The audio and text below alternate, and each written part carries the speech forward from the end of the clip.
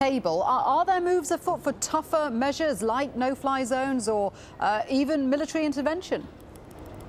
You know, I thought it was very striking because the administration is just basically on the record saying that no-fly zones is something that we are considering. But if you see the bilateral meetings that Secretary Clinton is having today, it seems that we're seeing a trend. She has a meeting and then people come out and start talking about no-fly zones. Now, it seems that the U.S. doesn't want to take the lead on this, but it does seem, reading the tea leaves, that that might be something that the U.S. is pushing.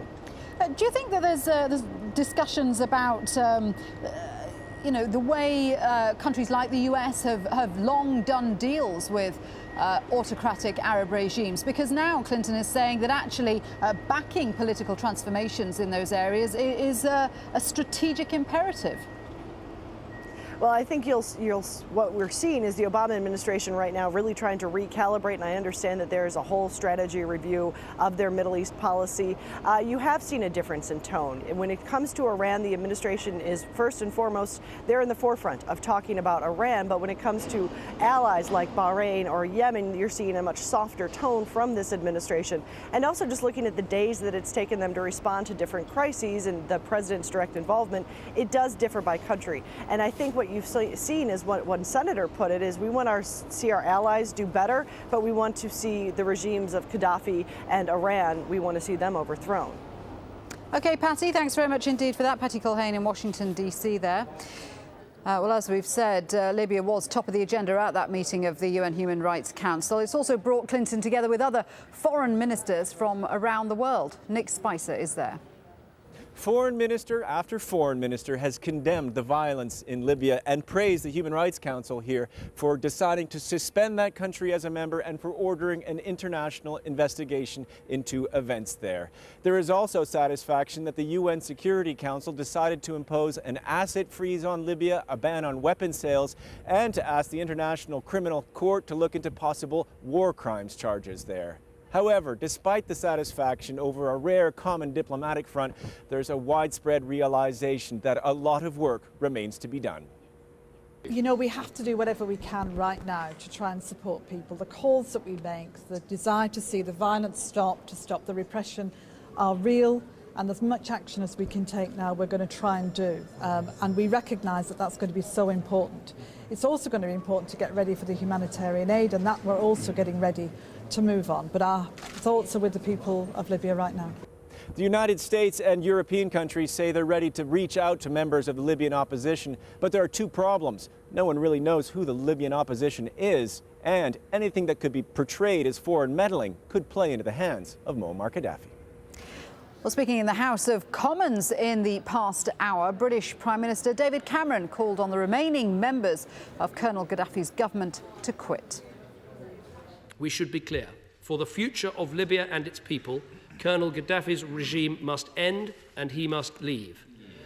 To that end, we're taking every possible step to isolate the Gaddafi regime, to deprive it of money, to shrink its power, and to ensure that anyone responsible for abuses in Libya will be held to account. With respect to all these actions, Britain is taking a lead. Now, ever since he was ousted from power, former Egyptian President Hosni Mubarak has been holed up in his villa in Sharm el-Sheikh. He's not been seen or heard publicly since he stepped down last month. But now the spotlight is firmly back on him. Egypt's public prosecutor has issued a travel ban on him and his family, pending further investigations. He's also ordered a freeze on their financial assets inside the country. Mubarak's the most high-profile and most senior official of the previous regime to have a travel ban imposed on him. Ayman Mohyeddin has more. Forced out of office and now in the crosshairs of Egypt's prosecutor general. On Monday, former President Hosni Mubarak and his family were banned from traveling abroad and all of their financial assets and property in Egypt frozen, pending further investigation. Mubarak and his family had reportedly accumulated billions of dollars in wealth during their 30 years in power in both domestic and foreign assets. The president's two sons, Ala and Gamal, were widely believed to have exploited their family ties for personal financial gains with deals in real estate, technology, and the financial markets. Shortly after Mubarak left office, Egypt's foreign ministry requested foreign governments and financial institutions to freeze all foreign assets belonging to Mubarak's family. Mubarak is now the most senior official of the previous regime, who is now under investigation for illegal activity. Similar travel bans and investigations have been launched into several top officials that served under Mubarak. And on Monday, indictments were filed against a further 3 former ministers who are now set to go on trial in early March.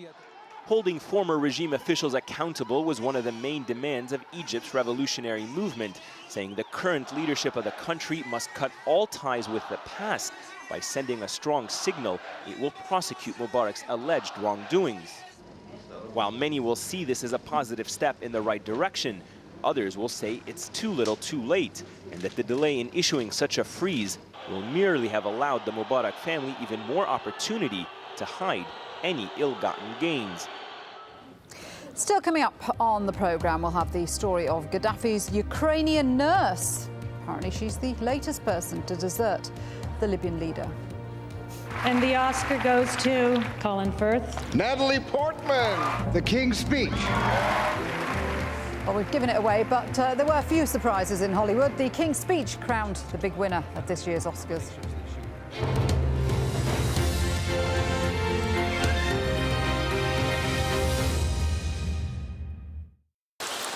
As a slight chill spreads across Melbourne, we'll find a way to perk you up. Hello again. We've got lots of heavy thundery downpours with us in the States at the moment. On the satellite picture, you can see the cloud gradually marching its way up towards the northeast, but then you see plenty more in the way of heavy thundery downpours gradually crack off a little bit further south as well. Now, out of this system, we have seen some tornadoes as well, but it is slowly beginning to move away. I think by the time we get to Tuesday lunchtime, we'll just be dangling its feet here over parts of Florida, and to the north, it should be fine. It should be fine, but it certainly will be very cold. Washington, D.C. this time no higher than around 10 degrees. Further west, the temperatures here have been very low recently as well, but they will be slowly recovering over the next few days. So I think for LA this time we'll get to around 18. Now, further south, there's plenty of sunshine to be found here, particularly over parts of Cuba, down through Haiti and the Dominican Republic. But elsewhere, there is more wet weather still on the cards, particularly here from parts of Nicaragua and then all the way down towards Colombia. And I think Colombia is going to be incredibly wet as we head through Tuesday and Wednesday. There could well be some flooding here. As we head across towards Europe, here it's generally a lot quieter, but it's cold as well. Look at the top temperature in Moscow, -12, and only around 7 there in London. The wet weather, well, that's mostly across the Mediterranean, very wet and windy. Qatar Airways, world's 5-star airline. See the world from every angle and every side. AlJazeera. From local traders to international finance, it's commerce that makes the world go round. For global companies and developing markets, communication is the currency, and information is the most valuable commodity. Counting the cost at this time on Al Jazeera.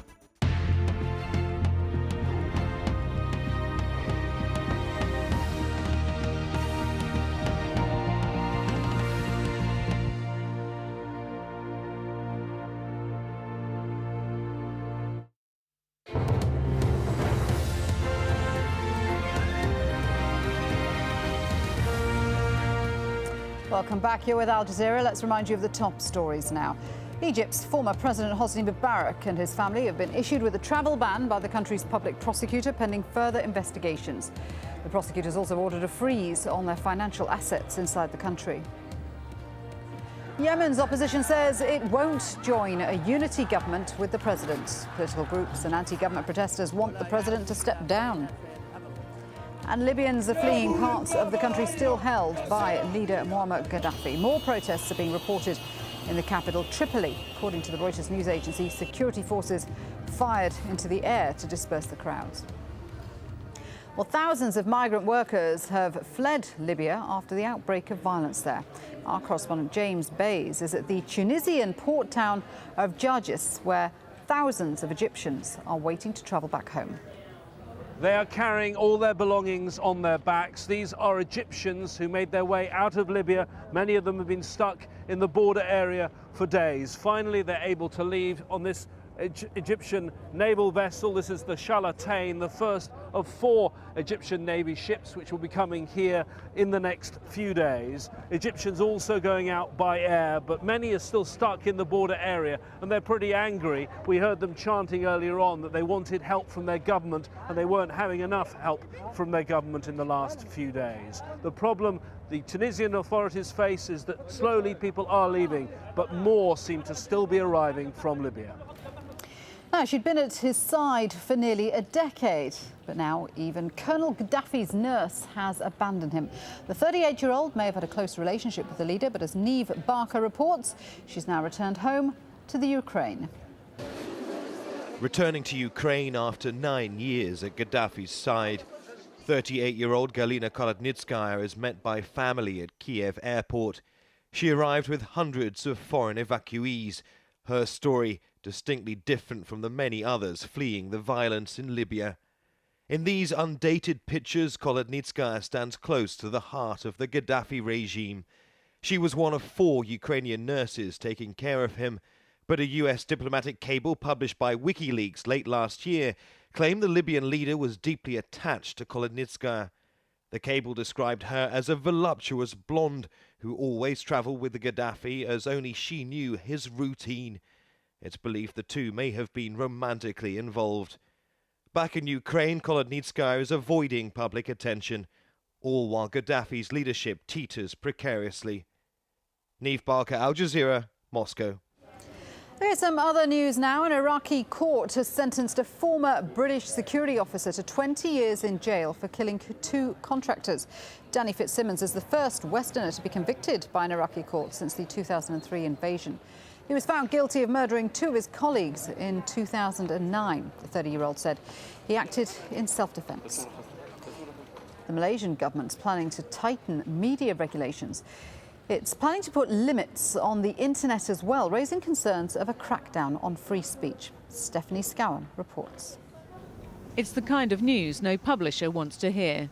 A planned newspaper boycott in support of free speech in Malaysia.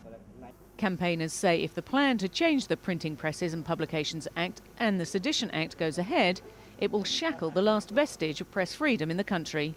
Free press in this country, I mean, the idea of free press is most of us don't feel there is such a thing as free press in that sense. The editor of independent news portal Malaysia Kini, which is frequently critical of the government, fears the worst. When the guidelines been set, when the confusion has been sorted out, I see, perhaps a major crackdown against online, commentators, including, websites like Malaysia Kini. Malaysia Kini is one of the few media outlets to take up the case of journalist Hatta Wahari. A reporter for government-backed paper Utusan Malaysia, Wahari was suspended in January for comments he made as president of the NUJ. I'm issuing a statement that please go back to the press freedom, please do a non-biased reporting and non-partisan, that we go back to our main objective, to disseminate information to the people. We should not be a propaganda tool to any stakeholder. Some fear the expansion of the PPPA and the Sedition Act is part of a government strategy to win back seats at the next election. Others warn a crackdown will stifle Malaysia's development and say the government needs to change tack. If Malaysia wants to be a developed nation, it comes with democratic rights and freedom of expression. You can have a high-income economy and restrict the others. AlJazeera asked Utusan Malaysia to explain why it was taking action against Wahari, but the paper declined to comment. Disciplinary proceedings against him have been indefinitely postponed, but Wahari remains suspended from his job. The plan to regulate the internet is a major U-turn for the government, which previously said it would never interfere with the World Wide Web. It says, though, it must now respond to threats to national security. But just exactly what those threats are, critics say, is anyone's guess. Stephanie Scowen, AlJazeera, Kuala Lumpur. South Korea and the US have launched joint military exercises despite protests from North Korea. The land, sea and air drills are held every year and commanders insist they're purely defensive. But North Korea has threatened to turn its neighbour into a sea of fire if the drills go ahead. Scores of people have been fleeing Côte d'Ivoire's main city.